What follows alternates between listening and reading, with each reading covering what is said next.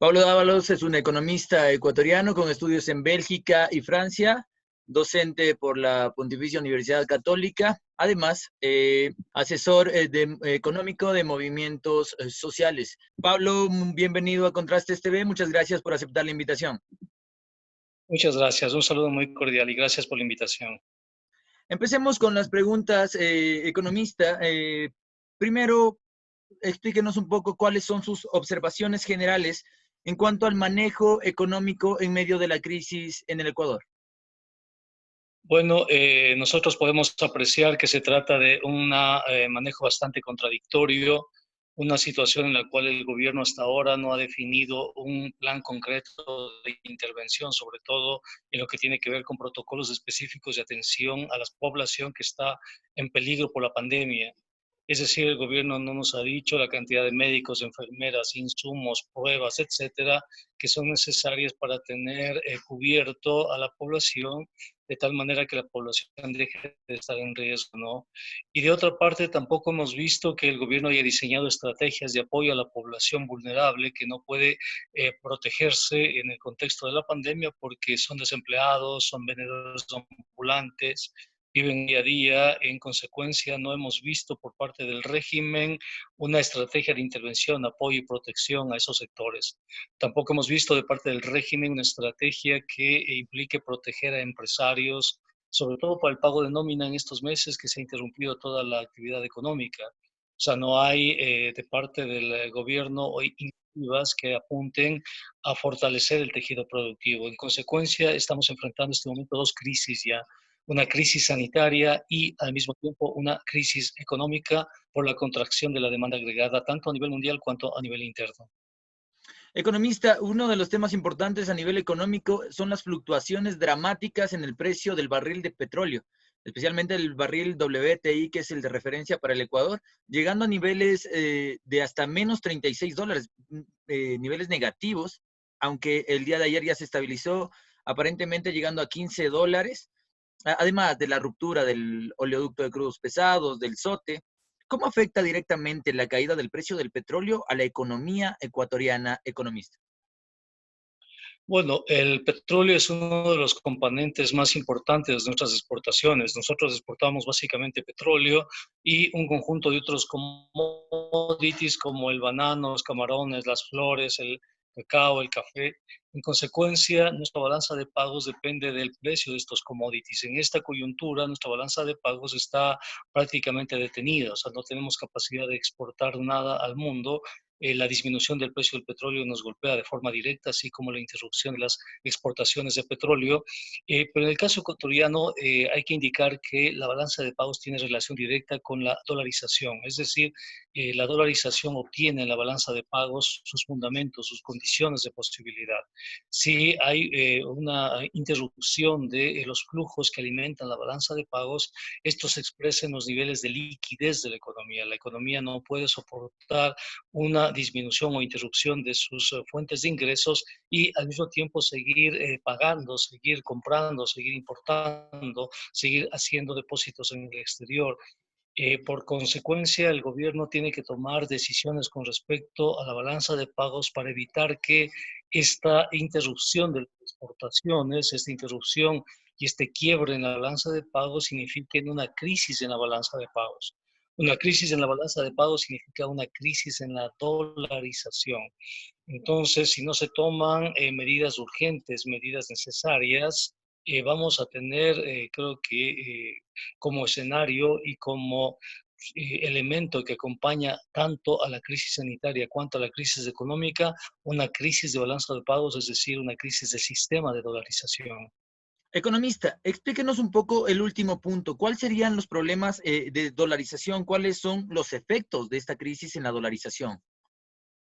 La dolarización es la moneda con la cual los ecuatorianos realizan transacciones tanto en el mercado interno cuanto en el mercado mundial. Los dólares provienen básicamente de las exportaciones, de las remesas y del endeudamiento. y esas son las fuentes fundamentales que alimentan la dolarización en el caso ecuatoriano. Esos dólares salen producto de las importaciones, producto del pago de rentas, producto del pago de servicio de la deuda, producto del pago de la amortización de las deudas, tanto públicas cuanto privadas. En consecuencia, hay un remanente entre los flujos que entran y los flujos que salen, es lo que constituyen las especies monetarias en circulación, constituyen los depósitos a la vista, constituyen el crédito de los bancos y ese es el tamaño, que es más o menos unos 58.000 millones de dólares el tamaño de la dolarización en este momento en el país, ¿no? Ahora bien, no tenemos este momento ingresos en balanza de pagos. La balanza de pagos está prácticamente en cero, pero todavía seguimos teniendo egresos en la balanza de pagos. Todavía se están depositando en el extranjero muchos millones de dólares, se están pagando incluso importaciones, líneas de importación que se tenían previstos hace unos meses, se las están pagando en esta coyuntura y se está pagando la deuda externa. Va a llegar un momento en que no tengamos dólares, o sea, no tengamos dólares para importar y tampoco tengamos dólares para realizar transacciones. El Estado, que es uno de los principales actores económicos, puede quedarse sin dólares para los pagos, ¿no? Y el momento en que el Estado no puede pagar a la nómina, no puede pagar a proveedores, se rompe la cadena del sistema de pagos. Ese encadenamiento se rompe porque las personas, por ejemplo, los proveedores no pueden pagar su fuerza de trabajo a sus empleados, la nómina no puede adquirir y no puede comprar en los almacenes y deja de pagar las cuotas del auto, las cuotas hipotecarias, se produce un efecto de cascada en toda la economía y, claro, el gobierno para salir de ese impasse y para hacer que la economía recupere sus niveles de liquidez tiene que optar por buscar nuevas fuentes de liquidez o, en todo caso, buscar transiciones de liquidez. Esto es salir del esquema monetario, ¿no? Ese es el peligro que tenemos en este momento. Economista, eso a nivel macroeconómico y a nivel cotidiano, a nivel microeconómico, en las familias ecuatorianas, en los trabajadores, ¿cómo se ve reflejada esa crisis económica inminente en el Ecuador? Pienso que a nivel de microeconomía, todas las familias tienen una relación ingreso-gasto, ¿no? Todas las familias proyectan esa relación ingreso-gasto en función de ingresos permanentes y gastos que tienen que hacerlo cada mes. Pero es interesante porque el momento en el que las familias se rompe la cadena de pagos porque el Estado no tiene recursos, no pueden cumplir con esa relación ingreso-gasto. Al no poder cumplir con esa relación ingreso-gasto, la familia empieza a buscar cómo compensar eso vía deudas o cómo reducir gastos, ¿no?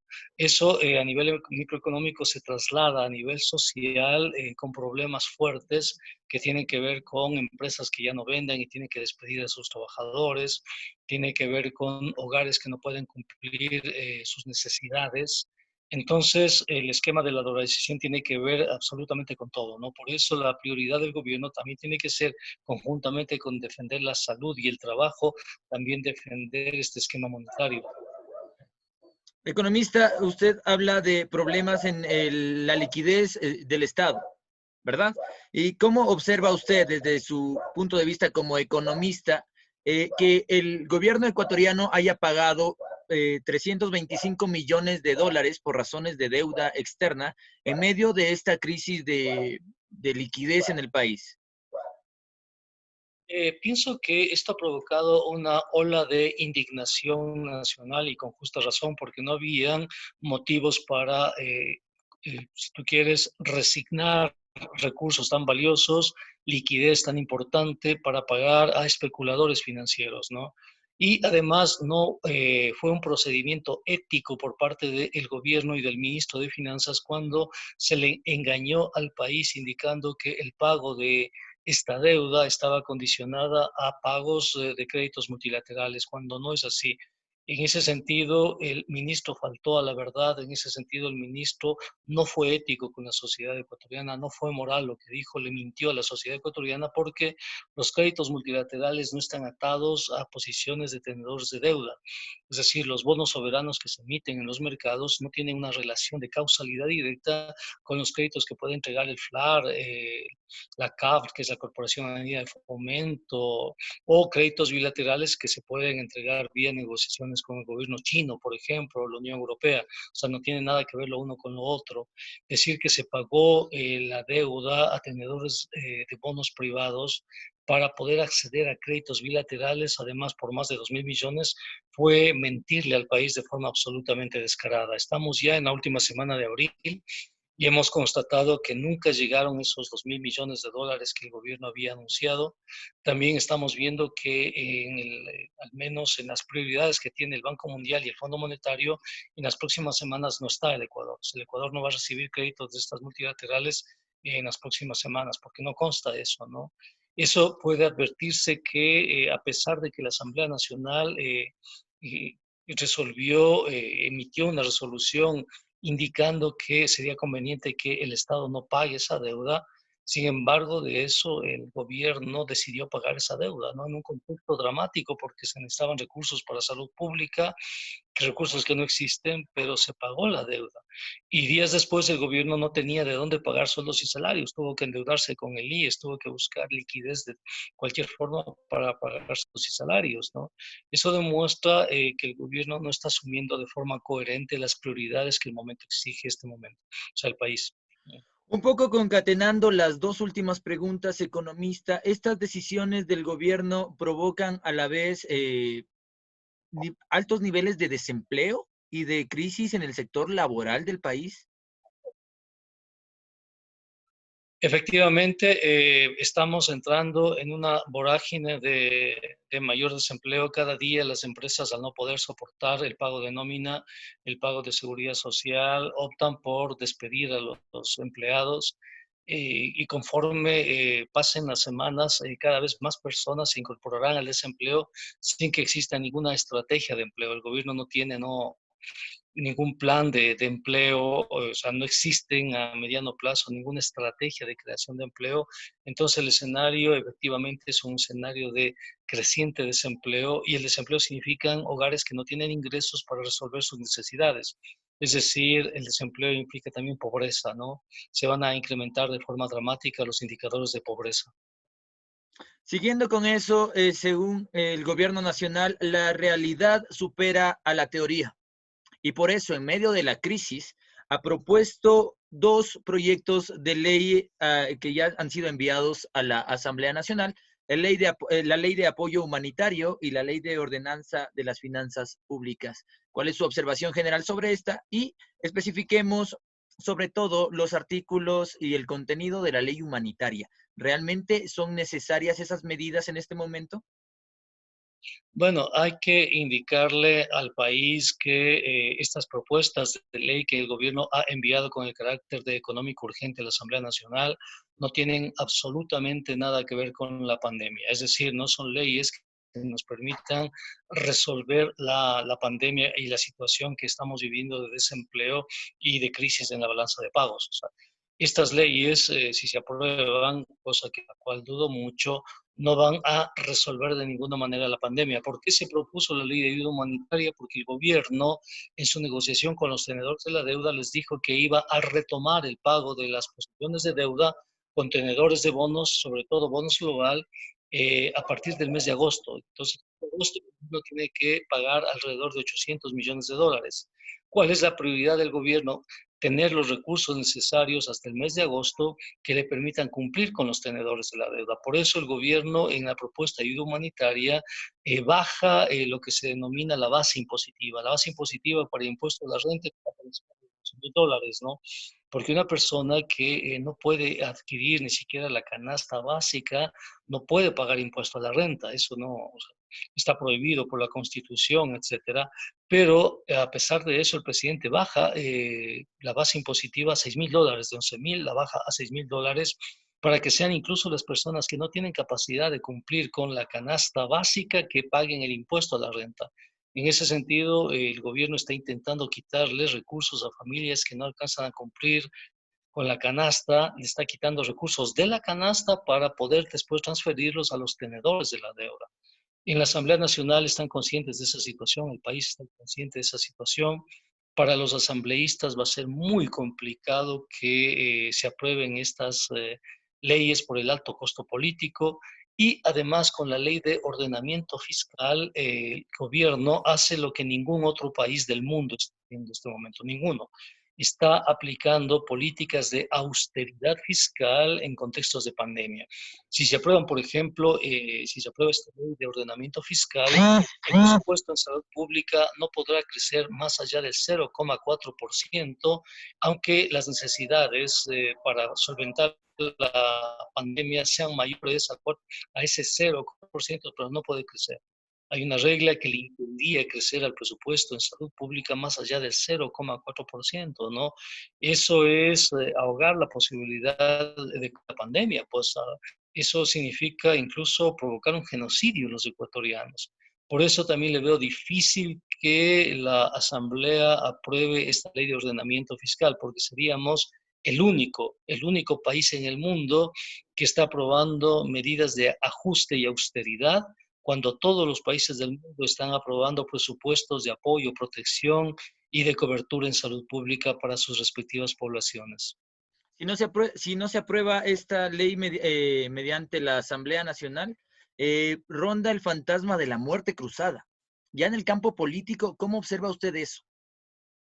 Efectivamente, de lo que se puede desprender después de las declaraciones hechas tanto por el presidente cuanto por el vicepresidente e incluso por el Ministerio del Interior, parece que la intención del gobierno es ir por el lado de la muerte cruzada, de tal manera que tenga el margen de maniobra para aprobar decretos, leyes, ¿no? Hay que considerar que la Corte Constitucional depende mucho del Ejecutivo. Es una Corte Constitucional totalmente atada a las decisiones del Ejecutivo. Por eso es que la Corte Constitucional no ha apoyado las iniciativas ciudadanas para defender el gasto en salud, ¿no? Y proteger a la población de la pandemia que en este momento se está sufriendo. En consecuencia, creo que efectivamente si la Asamblea Nacional no le aprueba las leyes al gobierno, y parece ser que ese es el escenario, el gobierno tendría que ir a la muerte cruzada, porque si no le aprueba las leyes significa que el gobierno ya no tiene márgenes de maniobra, el gobierno no tiene ninguna capacidad de gobernabilidad. O sea, no puede ni siquiera emitir leyes para tratar, según el propio gobierno, de solucionar la crisis de salud pública que se vive, ¿no? En consecuencia, si la Asamblea decide no aprobar esas leyes, el presidente no tendría capacidad de gobernabilidad. Sería simplemente un puesto ad hoc, puesto ahí en la presidencia de la República, sin ninguna capacidad de definir políticas públicas, porque no las puede definir, sin ninguna capacidad de generar leyes, porque esta sería la tercera vez que le niegan una ley, ¿no? En menos de 6 meses, ¿no? Considerando que ya le han negado otras leyes, ¿no? Le negaron la ley de crecimiento económico, le negaron la proforma presupuestaria y ahora le están negando estas dos nuevas leyes. Sería la tercera vez que la Asamblea le niega y eso le pone en cero la capacidad de gobierno, la capacidad de gobernabilidad del presidente de la República. Por eso, obviamente, el presidente no tendría otra opción que la cruzada. Pero a la crisis sanitaria, a la crisis de balanza de pagos, a la crisis económica, habría que añadir, en cambio, una crisis política. Una crisis porque el gobierno no sabe hacer bien las cosas simplemente, ¿no?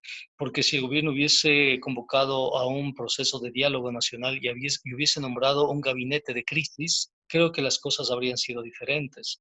Pero lamentablemente el gobierno decidió el choque de trenes, decidió imponer condiciones cuando no tiene capital político para imponer condiciones.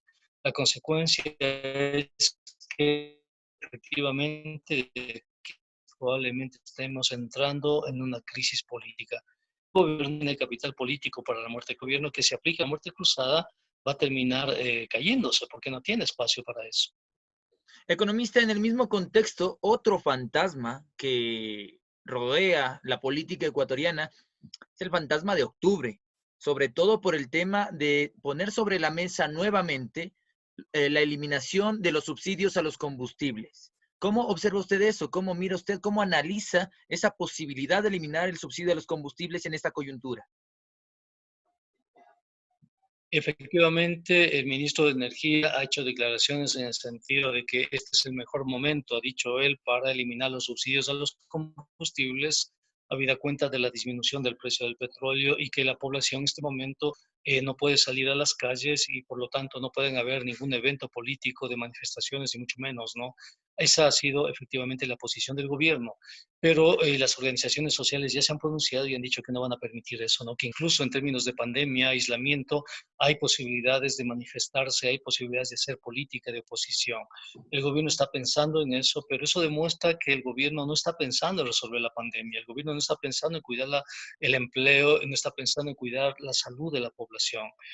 El gobierno está pensando en cómo cumplir con el Fondo Monetario Internacional, porque o sea, no es posible que en este contexto se siga hablando de eliminación de subsidios cuando la eliminación de subsidios no es el problema de la sociedad ecuatoriana. El problema de la sociedad ecuatoriana es la probable crisis de dolarización. El problema de la sociedad ecuatoriana son los contagiados del coronavirus.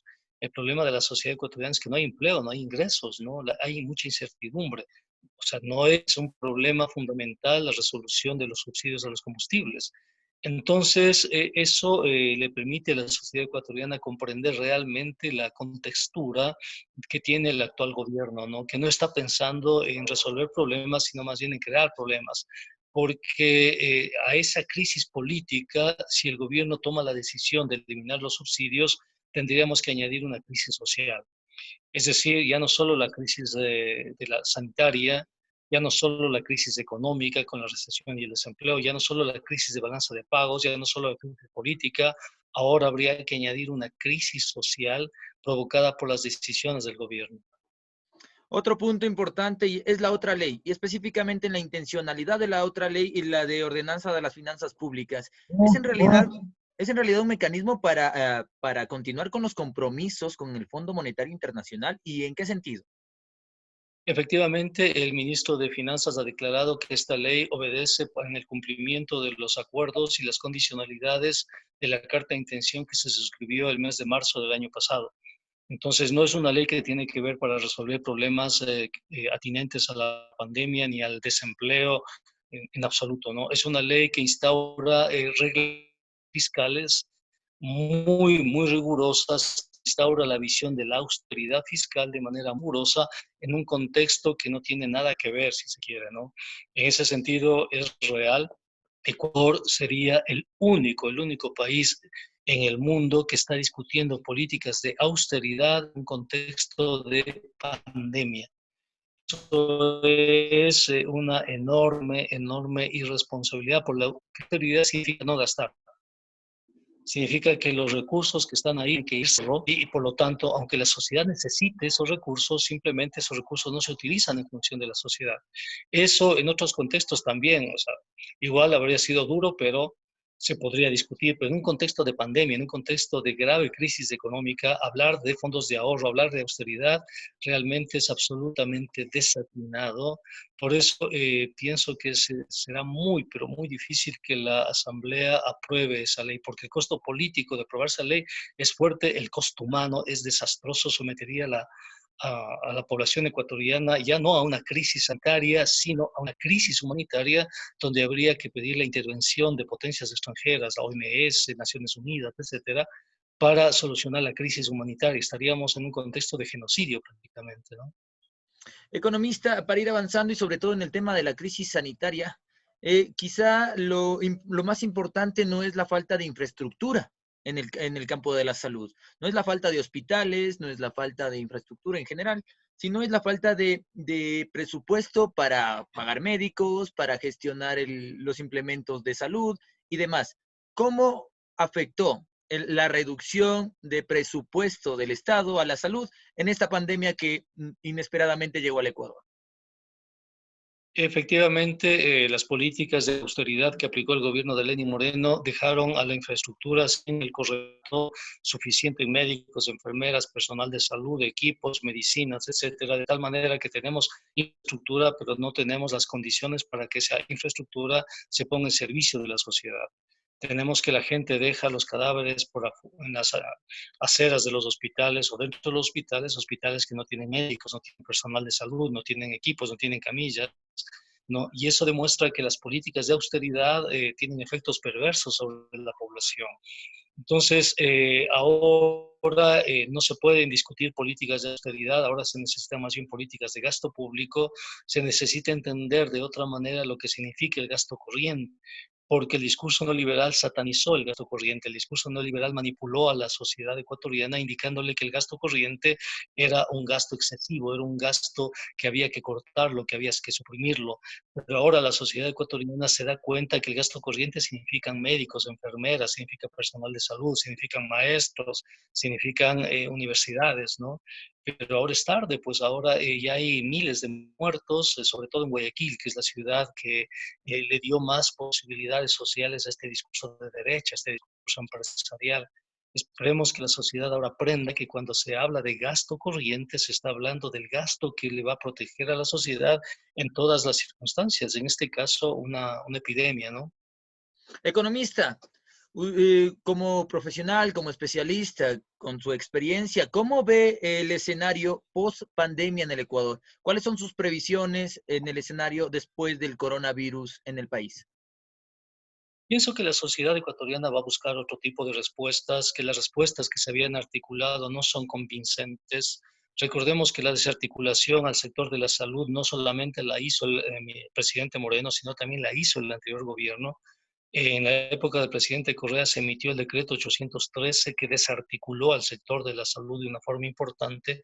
Entonces creo que la sociedad ecuatoriana va a buscar otras respuestas, respuestas que tengan que ver con mayor sensibilidad social y con mayor protección social. Creo que en ese sentido los discursos que hablan de la reducción del tamaño del Estado, los discursos que hablan del excesivo gasto fiscal, los discursos que hablan de la reducción del déficit fiscal, no van a tener, creo yo, me imagino al menos, mayor espacio en la sociedad, porque la sociedad ecuatoriana ahora ha experimentado a través del sufrimiento, del dolor, de la muerte de sus seres queridos, lo que significa la reducción del tamaño del Estado. En consecuencia, pienso que es un momento interesante para que se incorporen nuevos temas en la agenda, por ejemplo, en la posibilidad de una renta básica universal y que esa renta básica sea financiada por los impuestos a las ganancias extraordinarias del capital, la necesidad de fortalecer un sistema único de salud y cambiar el concepto de salud, migrar de una conceptualización que considera la salud bajo el enfoque de la enfermedad hacia una conceptualización que lo considera bajo el enfoque de la prevención. Si se previene, la gente no se enferma. La gente no se enferma, entonces la industria de la salud, la industria privada de la salud tiene el principal insumo, ¿no? Que es la enfermedad, pues, ¿no? En ese sentido, pienso que una tarea que tendremos que cumplir a futuro va a ser la eliminación de la medicina prepagada. En una sociedad que tiene una salud pública consistente, sólida y además que orienta sus recursos a la prevención, no cabe la medicina prepagada.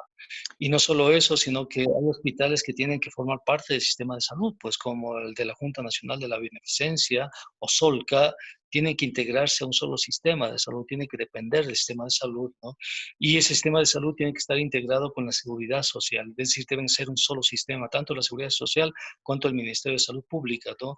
Con un concepto que es la prevención. Entonces, pienso que hay espacio para que se den esos cambios, la renta básica universal, el sistema único de salud. Creo también que sería interesante que el próximo gobierno piense en declarar a la conectividad como un bien público, un bien estratégico, y en ese sentido se garantice, si se quiere, conectividad a todas las personas como un derecho, ¿no? Que se renegocien contratos con ECL y OTC y si es posible que esas empresas se finiquiten esos contratos para que la infraestructura la asuma directamente el Estado, que sí tiene su propia empresa de telefonía móvil, ¿no? De tal manera que la conexión a Internet sea como es el agua potable. O sea, un bien público, un bien manejado por empresas públicas que suspendan las externalidades y que genere mecanismos de subsidio para que esté al alcance absolutamente de todos. Y cambiar incluso la jornada laboral.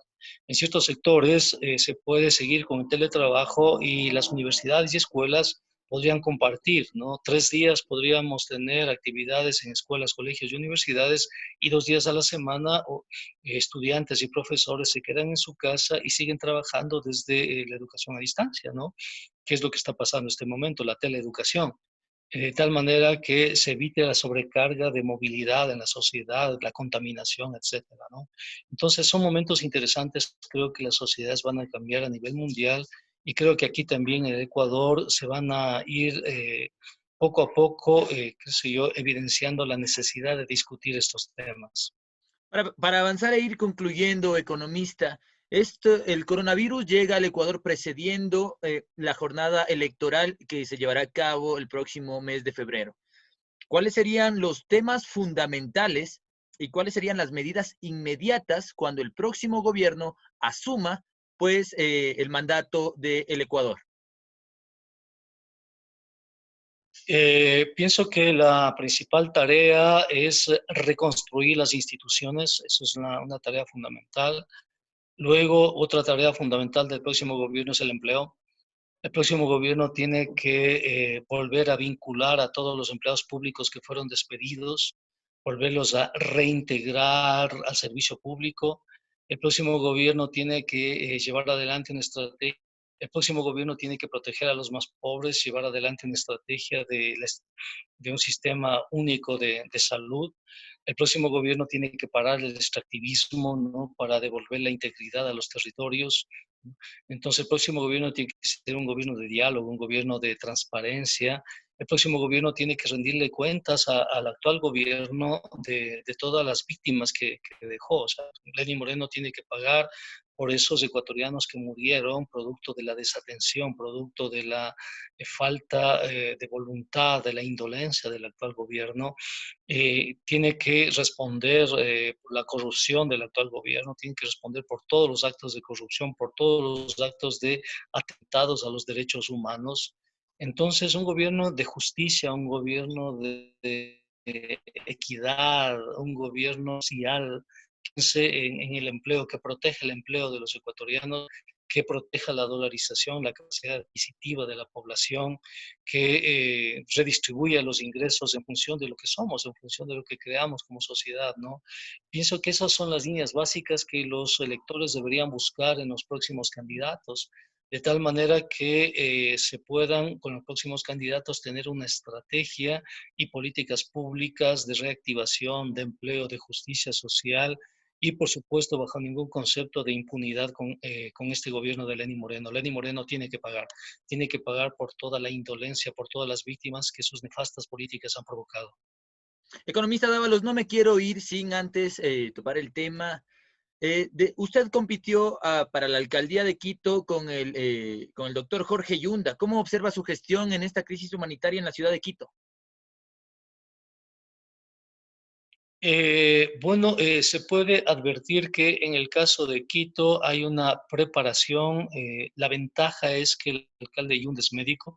Eso le da la posibilidad de tener un conocimiento más específico que con respecto a otras profesiones, pero como médico y como alcalde creo que está cumpliendo lo que se debería cumplir a nivel nacional, es decir, generando protocolos coherentes, si se quiere, para evitar que la pandemia se extienda, ¿no?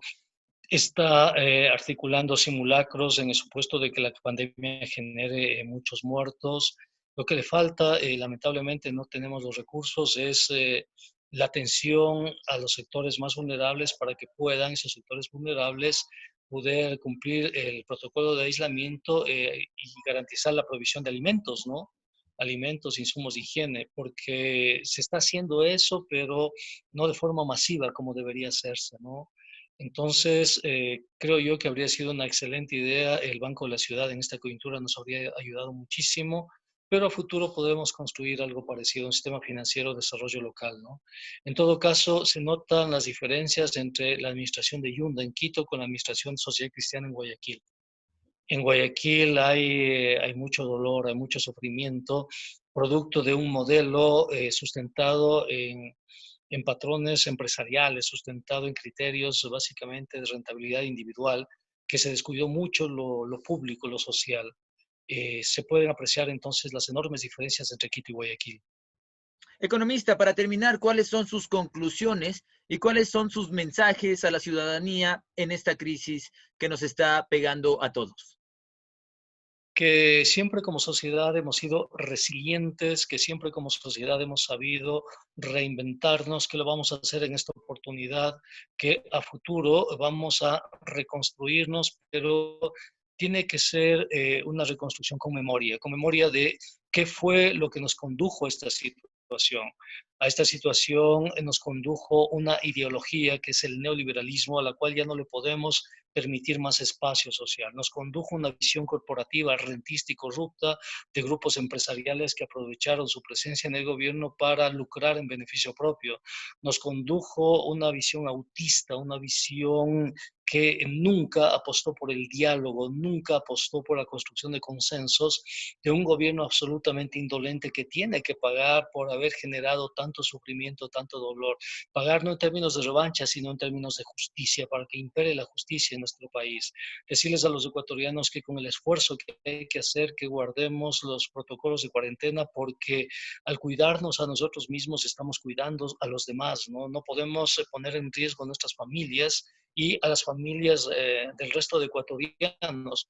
Es cierto que tenemos que hacer un montón de cosas, pero hay que guardar todos los protocolos este momento que se han diseñado de salud pública y que tengamos esperanza, que tengamos fe que una vez que pase, que lleguen las elecciones, tenemos que actuar con mucha responsabilidad, tenemos que entregar la conducción del país a líderes políticos consistentes, coherentes, honestos, transparentes, y desde esa visión podemos recuperarnos y vamos a recuperarnos. Muchas gracias. Ha sido el economista Pablo Dávalos sobre la situación económica del país. Economista, muchas gracias por aceptar la invitación y pues hasta la próxima.